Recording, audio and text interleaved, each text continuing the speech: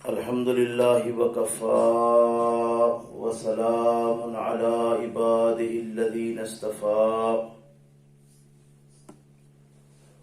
أما بعد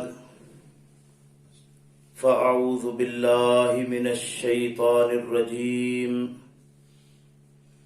بسم الله الرحمن الرحيم افلا يتدبرون القرآن ولو كان من عند غير الله لوجدوا فيه اختلافا كثيرا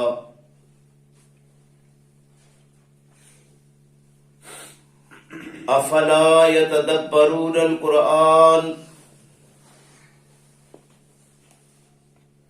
پھر کیا یہ لوگ قرآن میں تدبر نہیں کرتے، غور و فکر نہیں کرتے؟ وَلَوْ كَانَ مِنْ عِنْدِ غَيْرِ اللَّهِ،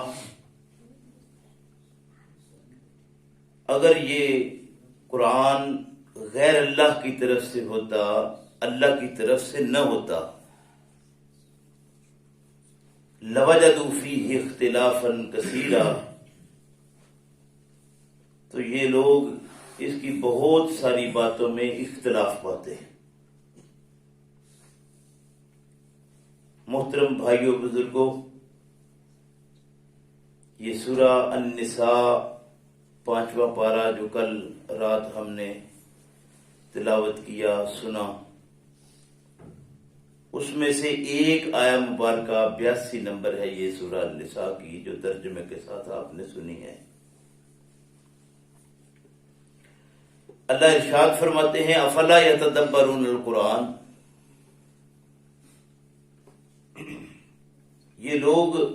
قرآن میں غور و فکر کیوں نہیں کرتے؟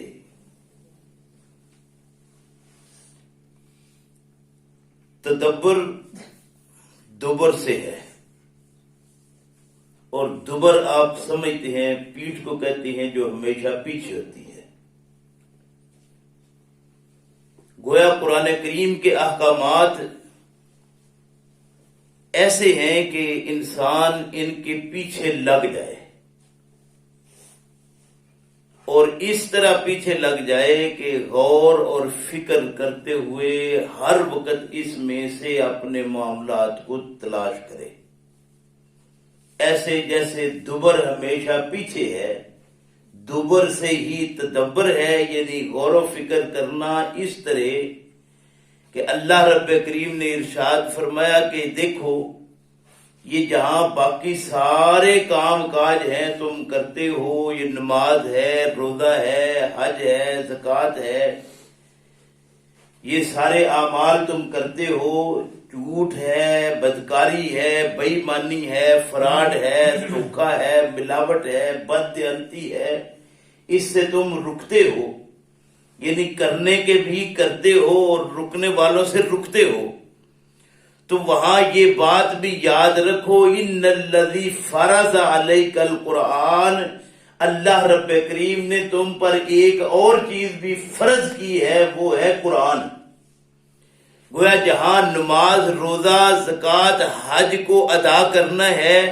جہاں جھوٹ، بے ایمانی، بددیانتی، دھوکے، فراڈ سے بچنا ہے، وہاں یہ بات بھی ہر انسان پر لازم ہے کہ وہ قرآن کریم کو اپنے لیے فرض کر لے، لازم کر لے کہ قرآن کو سمجھنا انسان کے لیے اتنا ضروری ہے، جتنا نماز فرض ہے اتنا ہی قرآن کو سمجھنا فرض ہے۔ آج ہمارے ہاں کوئی ملا ہے یا سیاسی رہنما ہے، یعنی سارے کے سارے جتنے وڈیرے ہیں وہ یا چھوٹے ہیں وہ، ہم سارے کے سارے قرآن کو چھوڑ چکے ہیں۔ قرآن کو سمجھنا ہمارے لیے ہم نے کوئی رکھا ہی نہیں اس کے لیے وقت کے قرآن کو سمجھنا بھی ہے۔ فرمایا افلا یتدبرون القرآن، قرآن میں غور و فکر کیوں نہیں کرتے، تدبر کیوں نہیں کرتے؟ فرمایا یہ ایسی کتاب ہے لرادک الی معاد، اللہ رب کریم نے سورہ قصص کے اندر یہ ارشاد فرمایا کہ جس نے بھی قرآن کو اپنے اوپر فرض کر لیا، یہ قرآن ایسا ہے جو تمہیں اپنی پہلی جگہ پر لے جائے گا، یعنی تم جتنے بھی ہٹ چکے ہوگے، حالات جتنے بھی تمہیں بگڑے ہوئے نظر آئیں گے، اگر تم اصل حالت کی طرف آنا چاہو گے تو یہ قرآن تمہیں لے آئے گا۔ پھر پیغمبر اسلام صلی اللہ علیہ وسلم نے ارشاد فرمایا وَقَدْ تَرَكْتُ فِيكُمْ مَا لَن تُضِلُّوا بَعْدَهُ إِنِ اعْتَصَمْتُمْ بِهِ کتاب اللہ۔ صحیح مسلم کی روایت ہے، پیغمبر اسلام صلی اللہ علیہ وسلم نے ارشاد فرمایا وَقَدْ تَرَكْتُ فِيكُمْ میں تم میں چھوڑ رہا ہوں مَا لَن تُضِلُّوا ہرگز تم اس سے گمراہ نہیں ہوگے بَعْدَهُ میرے بعد إِنِ اعْتَصَمْتُمْ اگر تم نے اس کو مضبوطی سے پکڑ لیا۔ وہ کیا ہے؟ فرمایا کتاب اللہ، وہ اللہ کی کتاب ہے۔ پیغمبر اسلام صلی اللہ علیہ وسلم کی طرف سے ایک روایت عام سنی جاتی ہے، سارے بیان کرتے ہیں، ہمارے ہاں یہ بات عام کہی جاتی ہے ترکت فیکم امرین لن تضلوا ما تمسکتم به کتاب اللہ و سنتی۔ پیغمبر اسلام صلی اللہ علیہ وسلم کی یہ روایت سارے بیان کرتے ہیں اور بیان کر کے یہ ساتھ لگا دیتے ہیں کہ پیغمبر صلی اللہ علیہ وسلم نے دو چیزیں چھوڑی تھیں، ایک اللہ کی کتاب اور دوسری حدیث۔ حالانکہ کتاب اللہ و حدیث ہی نہیں کہا، یعنی میری بات نہیں کہا، فرمایا کتاب اللہ و سنتی، اللہ کی کتاب ہے اور میرا طریقہ ہے، اور طریقہ پیغمبر اسلام صلی اللہ علیہ وسلم کا ٹوٹل قرآن کے مطابق ہے۔ قرآن کے خلاف پیغمبر اسلام صلی اللہ علیہ وسلم کا کوئی لمحہ بھی گزرا ہوا نہیں ہے۔ قرآن نے بار بار یہ بات کہی ہے کہ اے پیغمبر صلی اللہ علیہ وسلم ہم نے آپ کے لیے قرآن لازم کر دیا ہے، جو چیز آپ پر نازل کی ہے آپ اس کے پیچھے رہیں، اور پیچھے بھی اس طرح رہے کہ آپ کے اور اس کے بیچ میں کوئی چیز اور حائل نہ ہو سکے۔ اس طرح قرآن کے پیچھے رہنا ہے کہ قرآن اتلو ما اوحی الیک من الکتاب، کتاب جو تیرے پر نازل کی گئی ہے پیغمبر صلی اللہ علیہ وسلم، اس کے پیچھے رہ۔ اتلو تلا یتلو تلاوتن کا مطلب ہے کہ اس کے پیچھے ایسے ہونا ہے کہ آپ کے اور اس کے بیچ میں کوئی دوسری چیز حائل نہ ہو سکے، ایک آپ کے آگے کتاب اور پیچھے اس کے آپ ہے۔ یہ ہے جس کو کہا افلا یتدبرون القرآن، قرآن میں تدبر کیوں نہیں کرتے، غور و فکر کیوں نہیں کرتے؟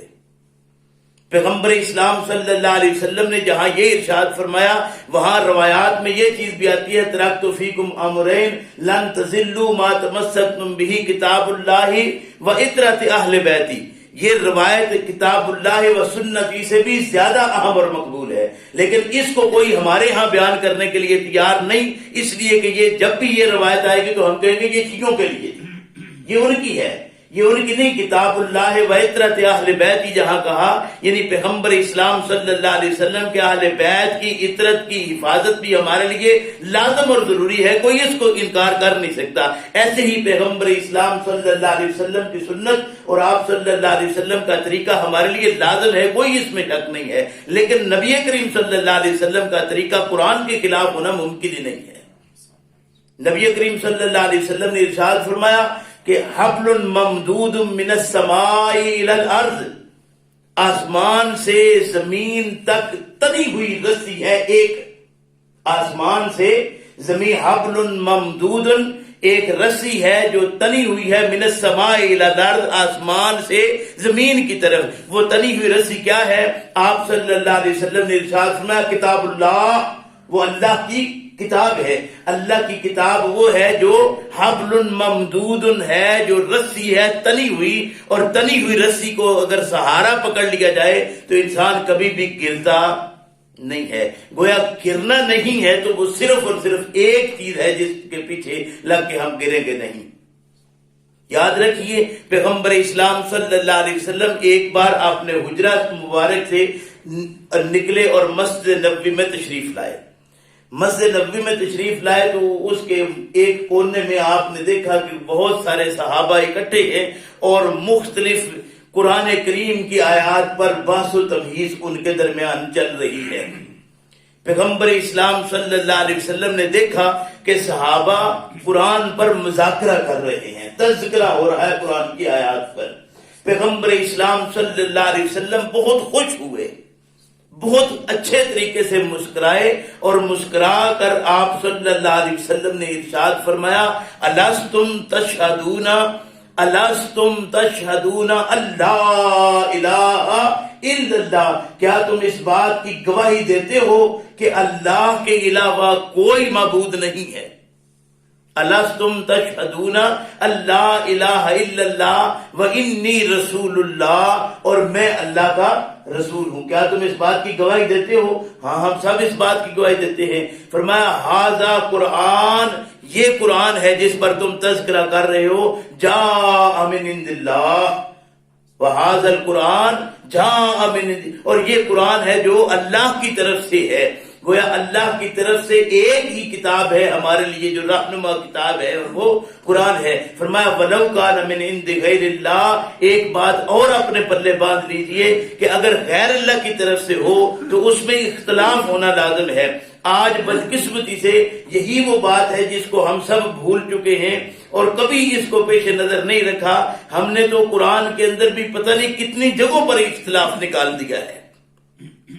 قرآن کہتا ہے وَلَوْ كَانَ مِنْ عِنْدِ اللَّهِ، اگر یہ غیر اللہ کی طرف سے ہوتا لَوَجَدُوا فِيهِ اخْتِلَافًا كَثِيرًا، تو اس میں اختلاف پایا جاتا۔ گویا اللہ کی طرف سے ہونے کی دلیل یہ ہے کہ اس کے اندر اختلاف نہیں ہے، لیکن وہ اختلاف کب ختم ہوگا؟ جب ہم قرآن کو خالصتاً اپنے ذہن کو صاف کر کے، کلیئر کر کے، مٹا کر جو کچھ اس کے اندر ہے، پھر ہم قرآن کو سیکھنے کی کوشش کریں گے تو اللہ کے فضل و کرم سے قرآن ہماری رہنما کتاب بن جائے گی۔ لیکن جب تک ہمارے اندر یہ سارا تعفر اور گند پڑا ہے، ایک بات کر کے بات ختم کرتا ہوں، بارش اللہ کی رحمت ہے، یہ برستی ہے، لیکن جہاں یہ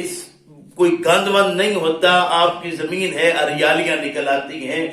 کیسے کیسے شاندار پودے نکل آتے ہیں، اس میں سے کتنا گھاس پھوس نکل آتا ہے، سبزہ ہر طرف، ہریالی ہر طرف ہو جاتی ہے۔ لیکن وہی اللہ کی رحمت برستی ہے جہاں گند پڑا ہے، تعفن پیدا ہو جاتا ہے، وہاں پر ساری بدبوئیں آ جاتی ہیں، جتنے آپ کے یہ ڈھیر گند کے پڑے ہیں وہاں پر بھی رحمت ہی برستی تو ہے، بارش تو وہی برسی، لیکن وہاں سے آپ نکلتے ہوئے ناک بند کرتے ہیں۔ وجہ کیا ہے؟ وجہ یہ ہے کہ وہاں آپ نے گند ڈال دیا تھا۔ یہ اللہ کی رحمت ہے کتاب، یہ کتاب، اس کا مقام تھا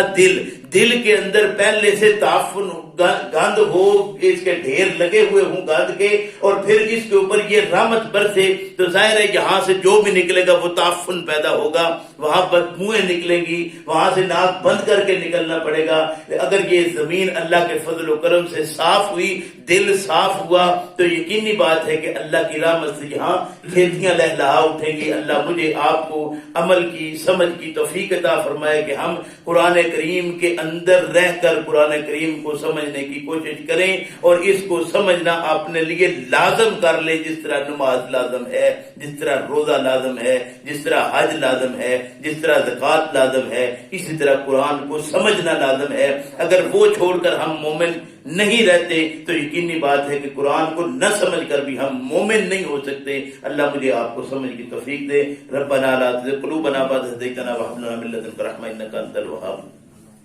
الحمد لله رب العالمين والصلاة والسلام على رسوله الكريم اللهم صل على محمد وعلى آل محمد كما صليت على إبراهيم وعلى آل إبراهيم إنك حميد مجيد اللهم بارك على محمد وعلى آل محمد كما باركت على إبراهيم وعلى آل إبراهيم إنك حميد مجيد اللهم أيد الإسلام والمسلمين اللهم أيد الإسلام والمسلمين اللهم فقهنا في الدين اللهم انصر الإسلام والمسلمين أذهب لباس رب الناس واشف أنت شافي أنت شافي أنت شافي لا شفاء إلا شفاؤك شفاء لا يغادر سقما۔ یا اللہ قرآن سیکھنا سمجھنا ہمارے لیے آسان فرما، اس پر چلنا ہمارے لیے آسان فرما۔ یا اللہ جو ٹوٹے پھوٹے روزے، نمازیں، یا اللہ یہ رات کا قیام ہمیں نصیب ہو رہا ہے، اللہ آج کو اپنی بارگاہ میں قبول فرما۔ یا اللہ ہم اس کا حق ادا نہیں کر پا رہے، نہ ہی کر سکتے ہیں، اللہ تو اس کو اپنی بارگاہ قبول فرما لے۔ ربنا تقبل منا انك انت السميع العليم وتب علينا انك انت التواب الرحيم۔ سبحان ربك رب العزة عما يصفون وسلام على